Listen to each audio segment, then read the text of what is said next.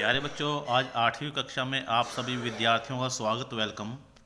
आज हम ये किताब का नाम है इट्स सो हैपेंड और लेसन का नाम है जलेबीज़। हम इस पाठ को अध्ययन करेंगे, पढ़ेंगे। After taking a few steps, कुछ कदम चलने के बाद, आई लूजन्ड माई ग्रिप, मैंने अपनी पकड़ ढीली कर दी। इमीडिएटली, उसी समय, यानी शीघ्रता के साथ अपनी जो सिक्कों को पकड़ने को की पकड़ थी उनको ढीला कर दिया। द ओल्डेस्ट कॉइन सेड, सबसे बड़े सिक्के ने कहा, here we are trying to tell you something for your own good and you try to strangle us instead.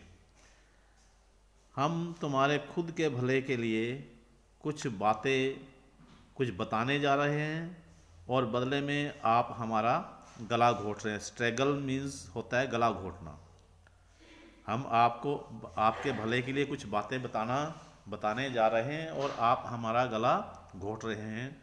Tell me honestly now, अब मुझे ईमानदारी से बताओ, didn't you feel like eating those hot jalebis, क्या आप उन गरम जलेबियों को खाना नहीं चाहते? And then if you do end up spending us for today, यदि आप आज हमें खर्च नहीं करते, won't you get the scholarship money tomorrow, कल तुम्हें जो छात्रवृत्ति की राशि है, पैसा है, वो नहीं मिलेगा। Sweets with the fees money, यानी कि जो पैसे का जो पैसे हैं वो फीस के पैसे, मिठाइयों और छात्रवृत्ति के पैसे, फीस का भुगतान करना।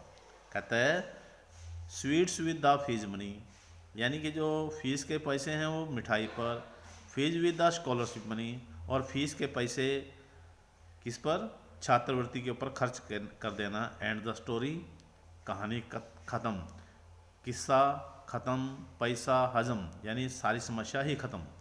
What are you saying isn't right, what are you saying, क्या तुम ठीक कह रहे हो, क्या आपका ये कहना ठीक है?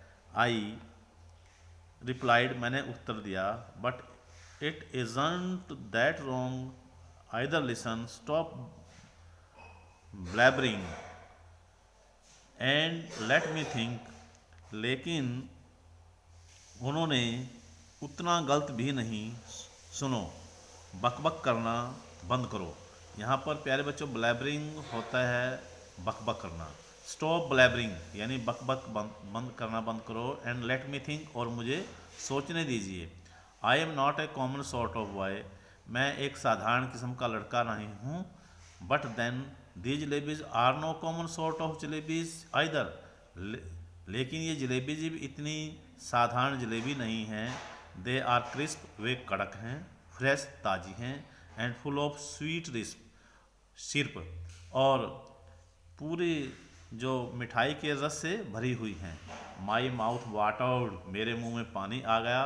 But I wasn't about to swept away so easily, लेकिन मैं वहाँ बड़ी आसानी से नहीं भाग सकता था। In school I was among the most promising students, मैं अपने विद्यालय का एक अच्छा होनहार लड़का था। In the fourth standard exam, जो चौथी कक्षा की जो परीक्षा हुई थी उसमें मैं होनहार लड़का था। I had one A scholarship for ₹4 a month, मैंने एक महीने में ₹4 की स्कॉलरशिप छात्रवृत्ति जीती है। आई हैड बिसाइड्स, इसके अलावा, I came from a particular well to do family, मैं एक अच्छे परिवार से संबंध रखता हूँ। वेल टू डू फैमिली होता है अच्छा परिवार।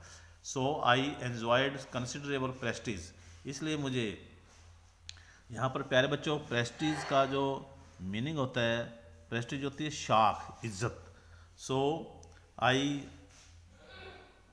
एन्जॉयड कंसिडरेबल प्रेस्टीज, इसलिए मुझे एक अच्छी पर्याप्त इज्जत सम्मान की भी ज़रूरत है। I had never once been beaten so far, मैं कभी भी इसके लिए नहीं पीटा, मेरी कोई पिटाई नहीं हुई। ऑन द कंट्रेरी, प्यारे बच्चों यहाँ पर कंट्रेरी मीन्स का अर्थ जो होता है वो इसके अलावा। ऑन द कंट्रेरी कहाँ गया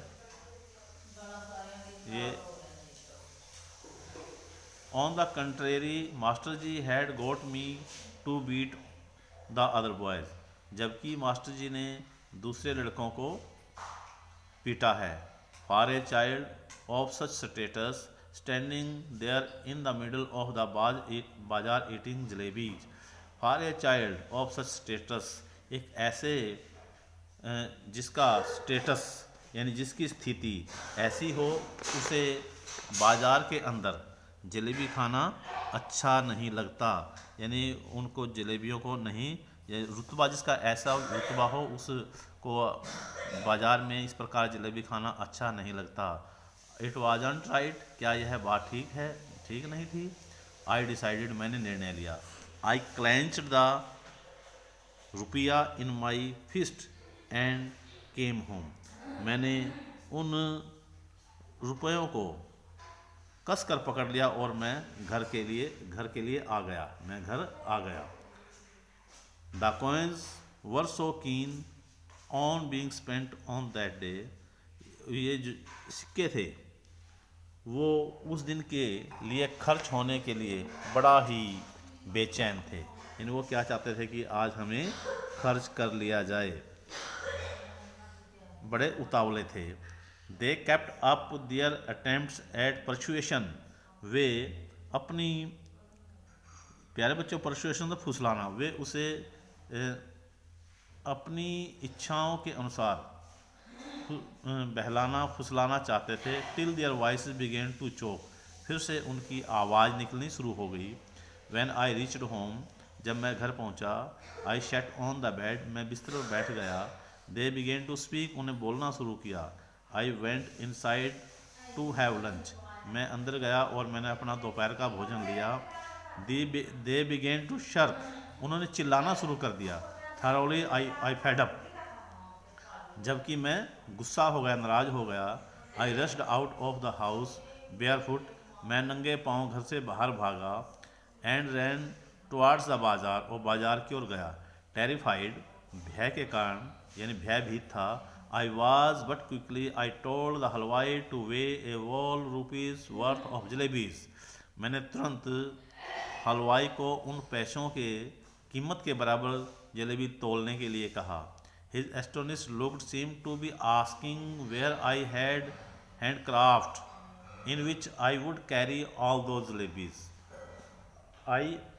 But quickly I told the halwai, his astonished look, यानी उसकी हैरानी भरी नज़रों से, उसने हैरानी भरी नज़रों से देखा। टू बी आस्किंग, और ये पूछते हुए, where I had the handcraft in which, यानी आप किस कलाकृति के कारण यहाँ पर आए। In which I would carry all those jalebis, और ये जलेबी कहाँ लेकर जाओगे। Those were in expensive time, वो बहुत ही खर्चा की इतना कीमती समय। 1 रुपी फेच्ड मोर देन 20 पैसे does now days, 1 rupee fetched यानी 1 रुपया आज के अनुसार 20 रुपये के बराबर। द हलवाई ओपन ए होल न्यूज़पेपर, हलवाई ने आज का सारा अखबार खोला। And heaped A pile of jalebis on it, और तोल कर जलेबियों का ढेर उस अखबार के ऊपर रख दिया। यह जो सारी जलेबी थी उनको निकाल कर कहाँ पर रख दिया, एक अखबार के ऊपर। सारा अखबार खोला और उनका ढेर जलेबियों के ऊपर लगा दिया। तो प्यारे बच्चों, जो आज का हमारा ये पाठ था, हमने यहीं तक हम करेंगे, शेष पाठ हम कल करेंगे। इस सब के लिए आप सभी विद्यार्थियों का धन्यवाद। आशा करता हूँ आपको ये पाठ समझ में आ गया होगा।